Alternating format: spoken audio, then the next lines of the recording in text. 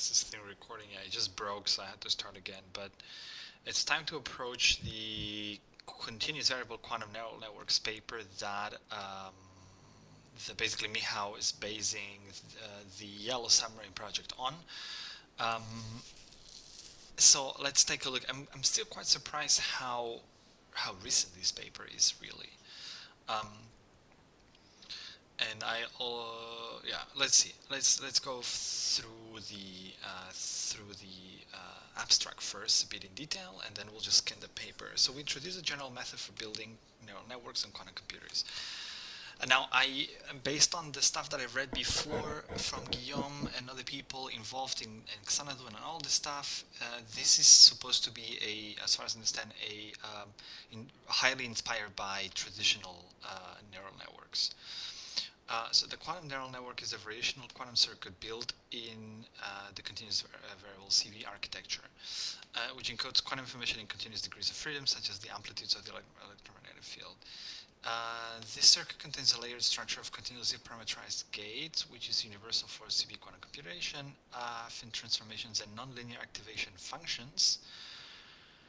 Two key elements in neural networks, and I'm not an expert in neural networks, so I might have to kind of double check some stuff, are enacted in the quantum network using Gaussian and non-Gaussian respectively. That seems to be key. So first of all, let's check what are affine, because I'm not familiar with the with sort of the terminology for neural networks. I know roughly what the concept, but I have never actually even implemented one myself. So a classical one, an affine transformation that preserves collinearity. All points lying on a line initially still lie on a line after transformation, and reaches of distances. The midpoint of a line segment remains the midpoint after transformation. Okay, so it's a special type of transformation. Maybe this has something to do with reducing dimensionality of a problem. I don't know. I don't know. And nonlinear activation. I guess an activation function. This is what I'd say intuitively makes one of the neurons in the neural network to activate it. And then nonlinear probably means that it kind of encodes a nonlinear function, right? So a function that is nonlinear. They allow backpropagation because they have a derivative function which is related to the inputs. They allow stacking of multiple layers of neurons to create a deep neural network. Multiple hidden layers of neurons are needed to learn complex data sets with high levels of accuracy. Okay, and so you've got a bunch of types. Okay, but it's interesting. So the affine transformations are basically implemented using Gaussian, and the nonlinear activation functions non-Gaussian gates, respectively. Okay. The non-Gaussian gates provide both the nonlinearity and the universality of the model. Yeah. Because I remember in the Strawberry Fields work, Xanadu's documentation, I think. Xanadu.ai. I just can't believe myself how much time I ended up spending. I still remember the first video when I came across Xanadu. I was like, what is this thing? Bim bam, bim bam, bim bam, bim bam. I can always have problems with this. Where's the documentation here?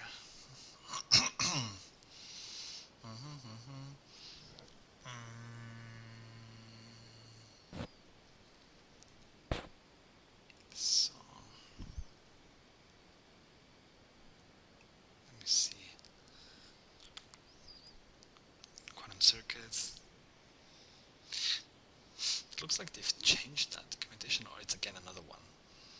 Measurements, quantum operations, qubit operations. Oh, here you've got. But this is. Oh. Qubit operations.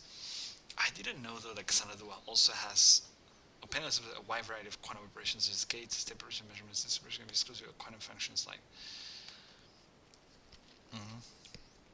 Phase shift, qubit, unitary rotation, swap, D. Because then you've got continuous variable. Okay, CV gates. Beam splitter, controlled addition, controlled phase, cross care, cubic phase, displacement, interferometer, care, two mode squeezing, rotation, state preparation, Fock state, Gaussian state, any given Gaussian state, observables, shared operations, identity. Either they have updated that a lot, or I didn't know that they also support discrete variable quantum computing operations. Like all this stuff, right? So the Hadamard even. Interferometer displacement, what is squeezing? So you've got in here I mean, at the end of the day, it's like you could probably argue that the discrete quantum computing is sort of a subset of the continuous variable computing, quantum computing. But I don't want to say something that is inaccurate. Nevertheless, I'm missing. Maybe it's not Penny Lane. I get confused with the products. Strawberry Fields. Gate settings, hardware, software, white paper. Interactive, but that's interactive. Blackbird, new quantum programming language. Interactive. But this is everything continuous. So yeah, I don't know. I was trying to find that documentation where they talk a little bit about Gaussian and non-Gaussian gates, because there's definitely something about linearity in there, but whatever. Due to the structure of the CV model, the CV quantum neural network can encode highly nonlinear transformations while remaining completely unitary. I'm not so sure what does that remaining completely unitary mean, really. We show how a classical network can be embedded into the quantum formalism and propose quantum versions of various specialized models, such as a convolutional, a recurrent, and residual networks. I've heard about convolutional networks before, but I really don't know what the differences are. Convolutional. So those are specific designs, apparently, right?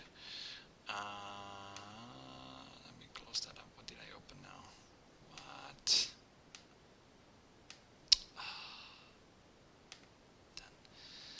So what is a convolutional neural network? In deep learning, convolutional neural networks is a class of deep neural networks mostly commonly applied to analyze visual imagery. Okay, they're also known as shift invariant or space invariant or visual neural networks based on their shared weights, architecture, and translation invariance. Okay, so that kind of gets to okay. I don't want to get I don't want to dive too much into the details right for now. I mean, I just want to understand roughly what's the architecture that Michał has taken for the paper. I mean, I'm not planning to deep dive into this in this video, nor in the near future yet. Finally, we present numerous modeling experiments built with the Strawberry Fields software library. These experiments build including a classifier for fraud detection, a network which generates Tetris images, and a hybrid classical quantum autoencoder. Demonstrate the capability and adaptability of CV. So what I'm interested to, I might come back to this if I see the papers too detailed, but I'm interested to understand at the high level the so roughly the architecture, because Michał is they are basically using that concept, right? So that's roughly why. After many years, that's why I wanted to dive into this quickly. So there's an introduction here first, then there's an overview. In this section, we give high-level synopsis of both deep learning and the CV model. To make this work more accessible to practitioners from diverse backgrounds, we will defer to more technical points to later sections. Both deep learning and CV quantum computing computation are rich fields. Further details can be found in. That's really nice. Then I'll probably read that. It's really nice. Neural networks and deep learning. I mean later, but so neural networks and deep learning, quantum computing, and the CV model. Okay. That's interesting. So the paper actually comes with an introduction as well to the CV model. That's interesting. I'll avoid that. What else do we have? Universality, continuous variable, quantum network. No, this is where the thing starts. And this is here. I remember the stuff that that Michał is using. And Michał's paper, I think it's this one or this one. Let me check. No, this one, I think. Yeah, Michał's thing, exactly. And this is the paper, and so they basically say they use that. So this is taken from another paper where they prepare. This is how they prepare how they instantiate the problem. I think it's like the adjacency matrix, exactly. I remember now. That's what they do, and then and that's all. Yeah. So this part, so this first two columns is the adjacency matrix, and then you've got that. So this operation, then a bunch of squeezing gates, this operation, and then there's a displacement, and then non-Gaussian, and that's basically taken directly from here. Squeezing, displacement, non-Gaussian. The circuit, I just want to try to get the gist out of it, right? Because there has to be a reason why there's a non-Gaussian here, and this maybe has to do with the this non-linearity, so to say, and the fact that I already see that that's one layer, and that there's actually multiple layers applied in here, and for some reason I see that it seems like those layers are basically getting smaller and smaller. That's interesting. Whereas in Michał's case, I don't think that happened. So that's an interesting thing to observe. Okay, so the circuit structure for a single layer of a CV quantum network: an interferometer, local squeeze gates, second interferometer, local displacements, and finally local non-Gaussian gates. The first 4 components carry out a fin transformation followed by a final nonlinear transformation. Exactly. So yeah. Here they call them just unitary because they are just, I think that, but this is not supposed to be the same, I think.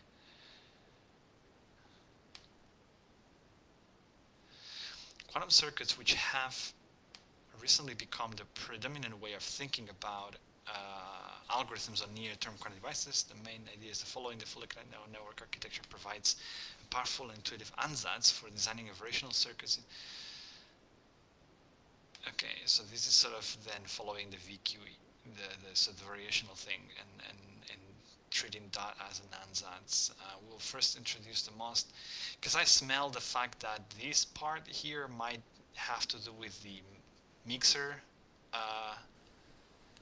which I'm still not exactly familiar with, but it's somewhere in this direction. So we will first introduce the most general form of the quantum network, which is the analog of the classical fully connected network.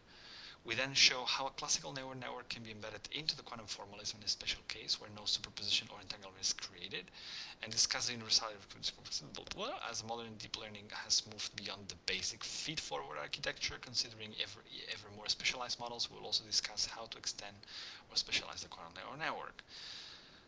Okay, it's so far pretty well explained. I mean, it's written in words and in a way that makes it kind of easy. So it makes me feel comfortable, which is good and bad. Fully connected quantum layers. So a general CV quantum network is built up as a sequence of layers, which each layer containing every gate from the universal gate set. Okay. Specifically, a layer L consists of the successive gate sequence shown in figure 1. The same applies here. That's where you start, then the squeezing, then this, then the displacement, then the non-Gaussian. General n-port linear optical interferometers containing beam splitter and rotation gates. So an interferometer is a beam splitter and rotation gates. Okay. D and S are collective displacements and squeezing operators acting independently on each mode. And this is some non-Gaussian gate, a cubic phase or a Kerr gate. The collective gate variables form the free parameters of the network.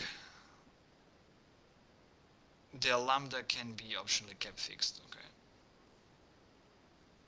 An example, multi-layer continuous variable quantum network. In this example, the later layers are progressively decreased in size. Q modes can be moved either by explicitly measuring them, can be removed by explicitly measuring them, or by tracing them out. The network input can be classical by displacing each Q mode according to the data. So the network input can be classical, for example, by displacing each Q mode according to data or quantum. The network output is retrieved via measurement of the final Q mode or Q modes. Okay. The sequence of Gaussian transformations is sufficient to parameterize every possible unitary affine transformation in n Q modes. Really? So that's why that particular sequence. In the phase space picture, this corresponds to the transformation of equations C7. This sequence list has the role of a fully connected matrix transformation. Interestingly, adding nonlinearity uses the same component that adds universality. And on Gaussian gate, we can write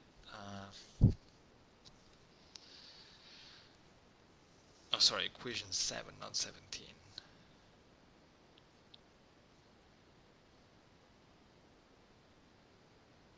What's a Gaussian transformation?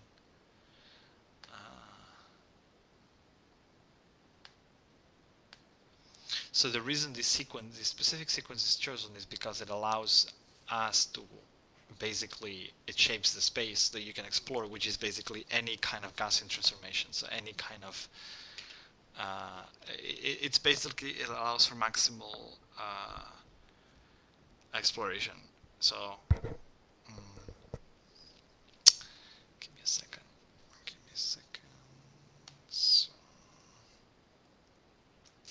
So okay, I'm satisfied with the answer, I guess. And the non-Gaussian gate form reminiscent of equation 1, namely. What is equation 1? I gotta probably go back to read that. Mathematically, for an input vector x, single layer L performs the transformation. Boom. The fundamental construct, maybe let me read that first part. So the fundamental construct in deep learning is the feed-forward neural network, also known as the multi-layer perceptron. Over time, this key element has been augmented with additional structures such as convolutional feature maps, recurrent connections, attention mechanisms, or external memory for more specialized or advanced use cases. Yet the basic recipe remains largely the same, a multi-layer structure where each layer consists of a linear transformation followed by a nonlinear activation function. Mathematically, for an input vector x, a single layer, whatever that layer is, L, performs the transformation. Okay. Yeah, it's a linear transformation, okay. Where W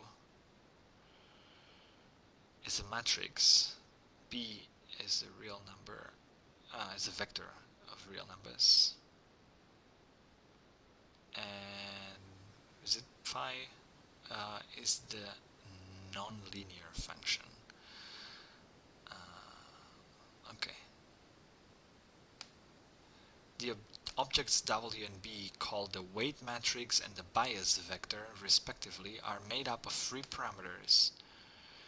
Typically, the activation function contains no free parameters and acts element-wise on its inputs.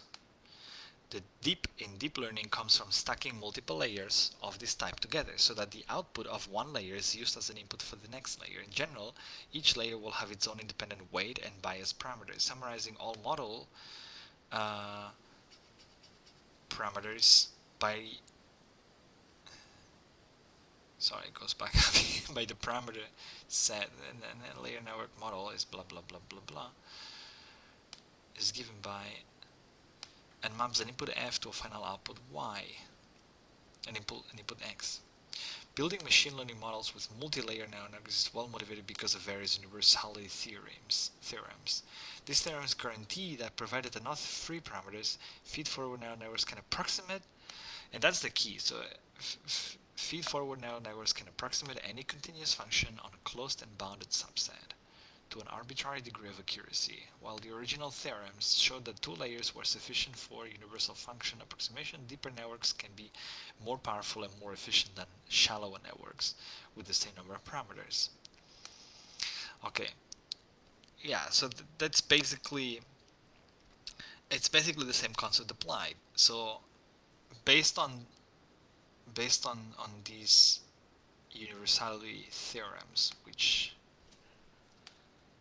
they're probably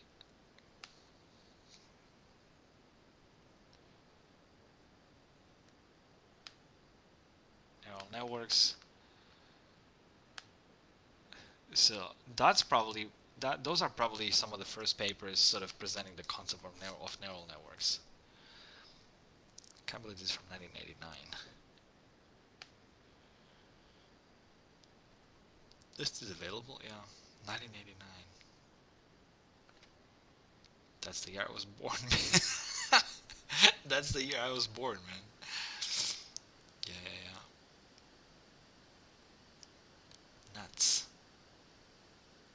That's even 2 months before I was born. It's nuts. Crazy. It'll be interesting to read, though. Discussion and concluding remarks.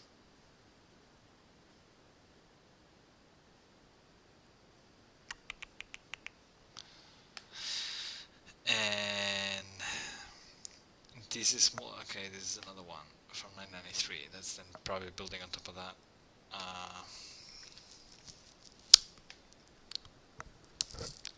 Anyway, what this basically, I'll keep that for later. But what this basically saying is, we're building something that's supposed to be able to approximate any function, right?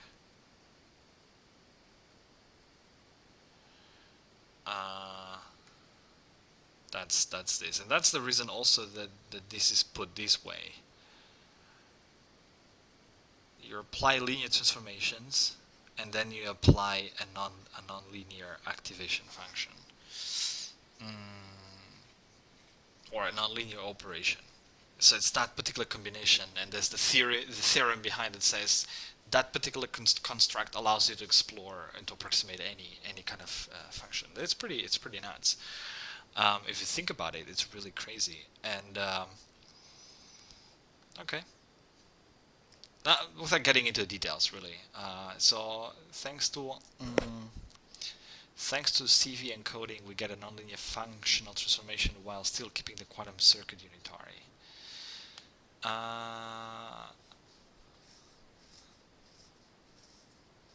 Yeah, the question is, does this mean that it's thanks to the fact that it's something specific from continuous variable quantum computing that you can apply non-linear operations? Because I don't know if you can do something similar in the discrete variable quantum computing.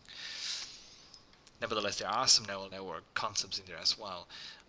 Anyway, similar to the classical setup, we can stack multiple layers of this type end to end to perform a deeper network. The quantum state output from one layer is used as input for the next. Different layers can be made to have different widths by adding. What's the advantage though? By adding or removing Q-modes between layers. Removal can be accomplished by measuring or tracing. In fact, conditioning on measurements of the removed Q-modes is another method for performing non-Gaussian transformations. Interesting.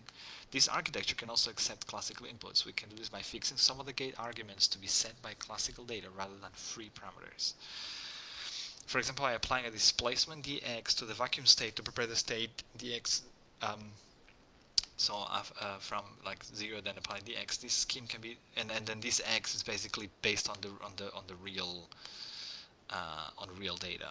That's what it's saying. This scheme can be thought of as an embedding of classical data into a quantum feature space. The output of the network can be obtained by performing measurements and computing computing expectation values.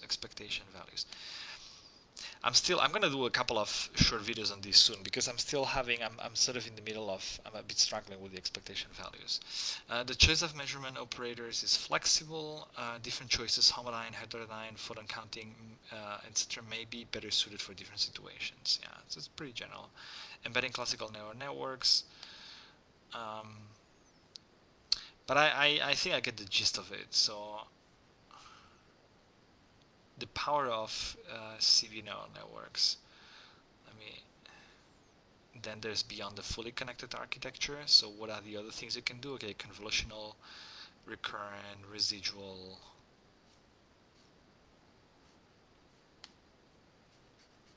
Credit card data, classical layers. Yeah. So those things. So they're mapping those things into parameters, I guess.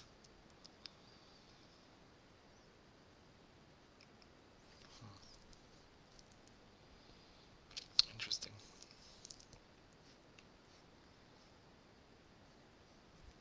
It's cool because there are actually some examples.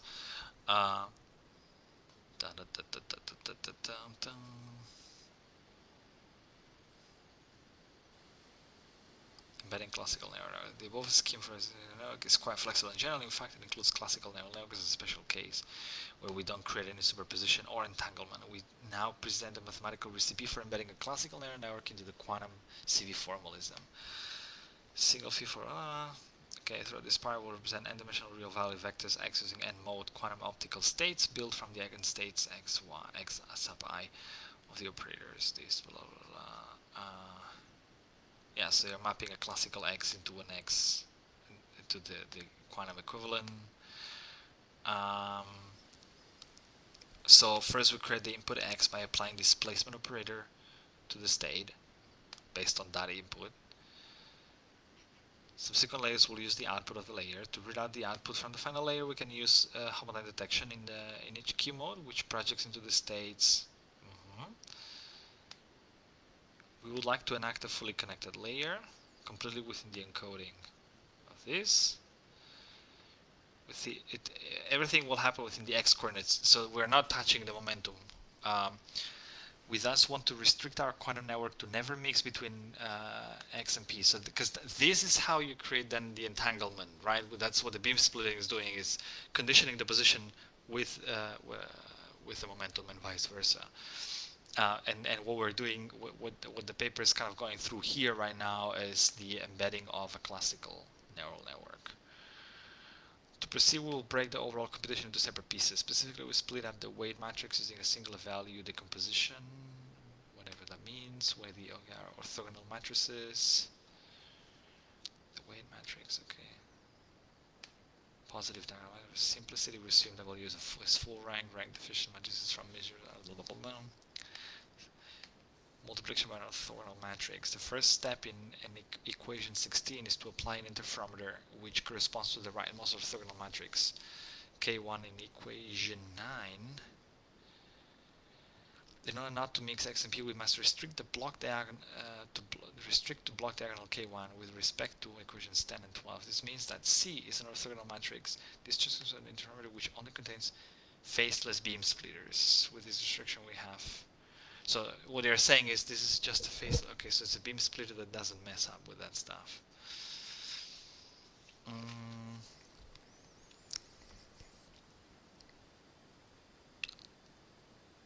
So to stay classical, we can't entangle. That's what this is basically saying. Okay. I get at an intuitive level what this is doing. So I think I don't need to go deeper into these for the purpose of basically closing up the yellow submarine project. But I might go back to these at some point. We'll see. Actually,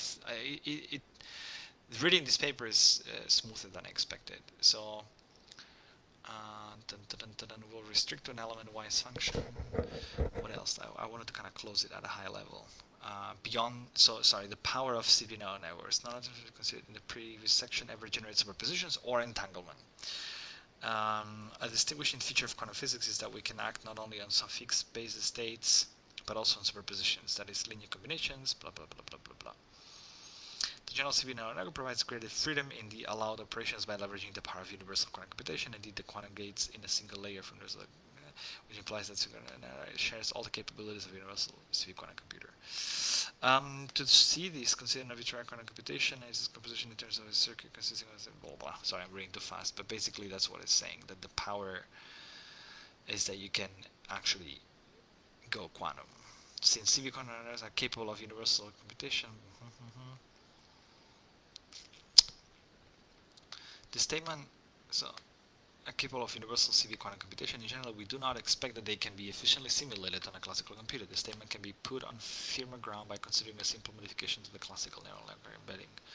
From section 3b, specifically, we carry out a Fourier transform on all modes at the beginning and end of the network. The result is that the input states x are replaced by momentum eigenstates p, and the position homodyne measurements are replaced with momentum homodyne measurements. A momentum eigenstate is an equal superposition over all position eigenstates, and this the circuit.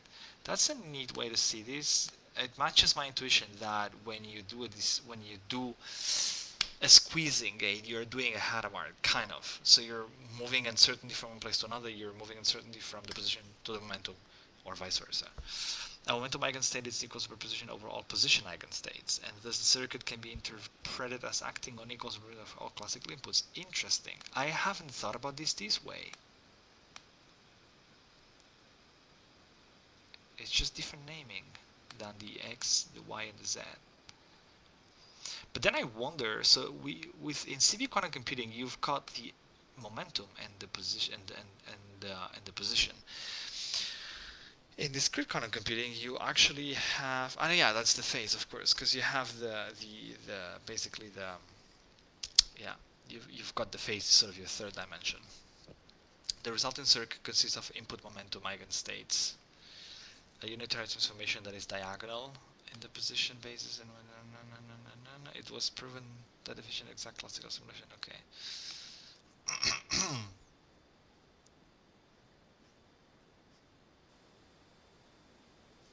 Beyond the fully connected architecture. Where am I? There's still a bunch of stuff ahead of me.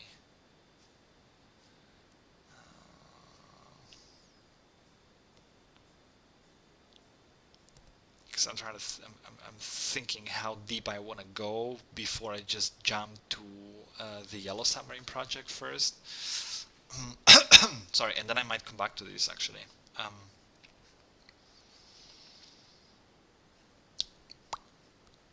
Beyond the fully so more modern deep learning techniques have expanded beyond the basic fully connected architecture.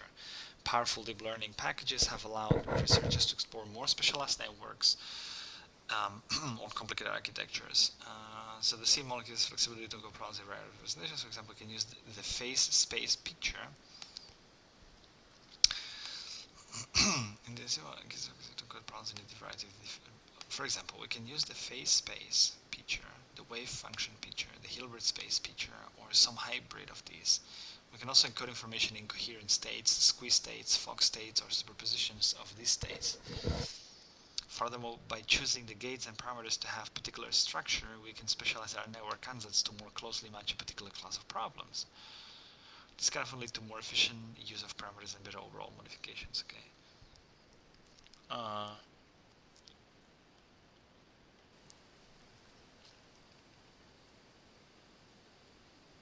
Machine learning problems and architectures explored in this work. Curve fitting of A is curve fitting of functions. This is achieved through a multi-layer network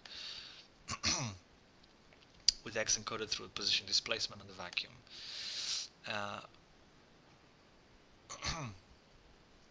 B, credit card fraud detection using a hybrid classical quantum classifier with a classical network controlling the parameters of an input layer.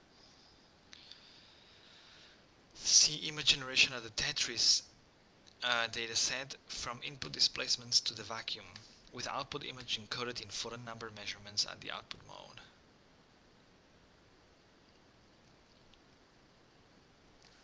D, hybrid classical autoencoder for finding a continuous phase space encoding for the first 3 Fock states, whatever that means.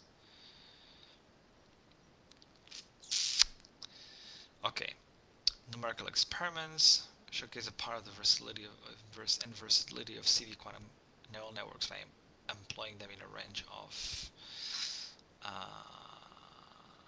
machine learning tasks.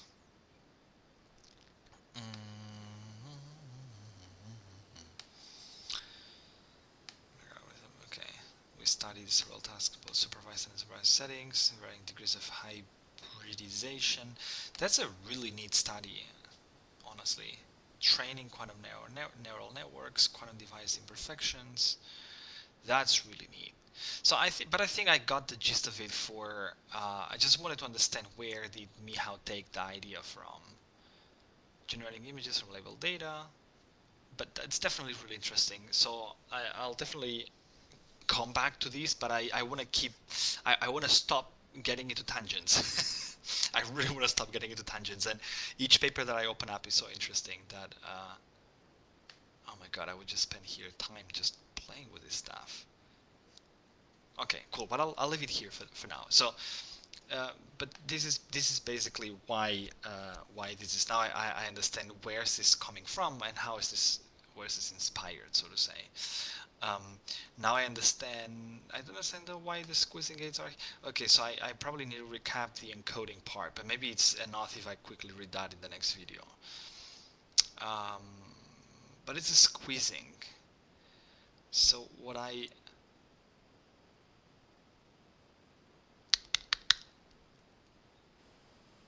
and this U credit distance matrix A. Rescale the matrix so that all the eigenvalues are between -1 and 1, excluding these values. After this procedure, we get a matrix A. Put the composition, take the diagonal elements in the matrix, the values correspond to the initial squeezing of each mode. Initial squeezing of each mode. The matrix E corresponds to the matrix describing an interferometer applied to the squeezing modes. The probability solution of this state corresponds to the matrix A.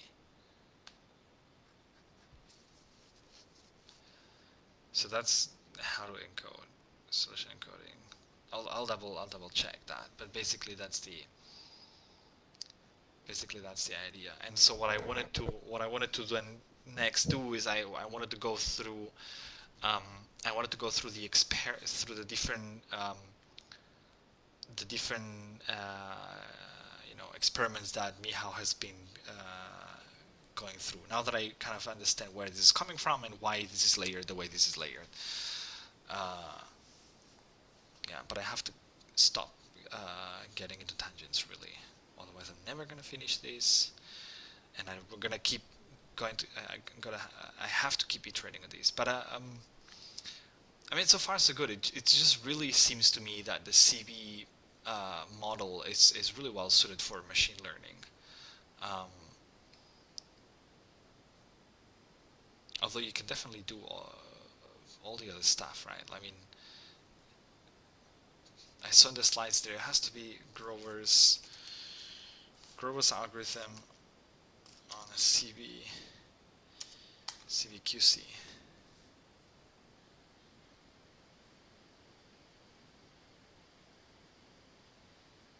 Unconventional computation. Okay, whatever.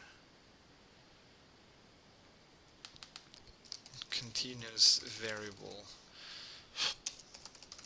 Grover's algorithm. Is there something like that?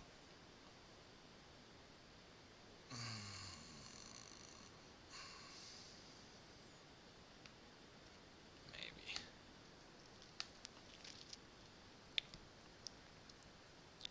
Supremacy.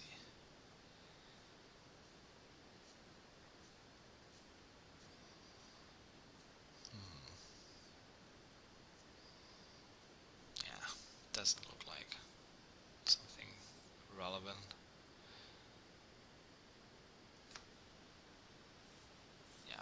I saw this in this. So there has to be a way to do that, definitely. Using that paradigm. But I mean, interesting. Okay, so no. I mean, it was a good read, a good, really rough, high-level read. So I definitely didn't go deep enough, but enough to be able to then go back to Mihao's project, actually, in Mihao's paper. Good. Perfect.